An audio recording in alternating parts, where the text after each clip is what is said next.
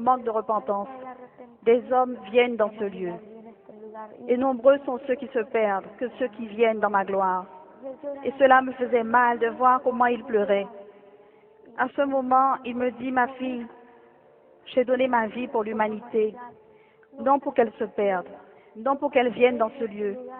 J'ai donné ma vie par amour et par miséricorde pour que l'humanité vienne à la repentance et rentre dans le royaume des cieux. J'avais très mal et je voyais ici que je ne pouvais pas supporter ce qui était vécu. Et alors c'est là que le Seigneur me donnait de voir comment tant de gens venaient dans ce lieu. Et j'ai dit, Seigneur, je veux que tu me dises si dans ce lieu j'ai de la famille. Il m'a regardé et je pleurais. Et il me dit, ma fille, je suis avec toi, car j'avais très peur.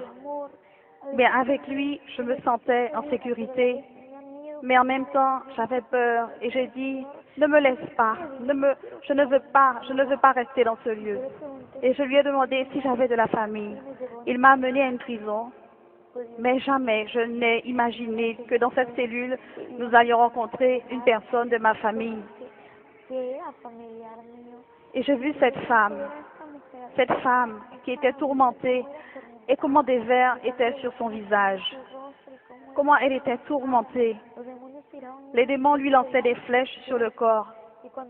Et quand cela se faisait, elle criait et disait, non Seigneur, aie miséricorde de moi, pardonne-moi, enlève-moi de ce lieu, une minute.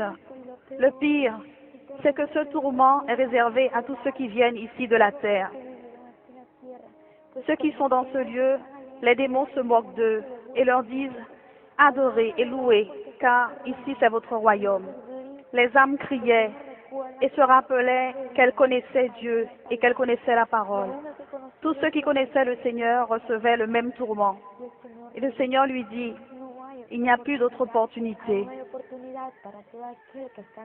La seule opportunité est pour ceux qui sont encore là, en vie. Quand il dit cela, je dis, Seigneur, pourquoi ma grand-mère est-elle là? Pourquoi est-elle dans ce lieu?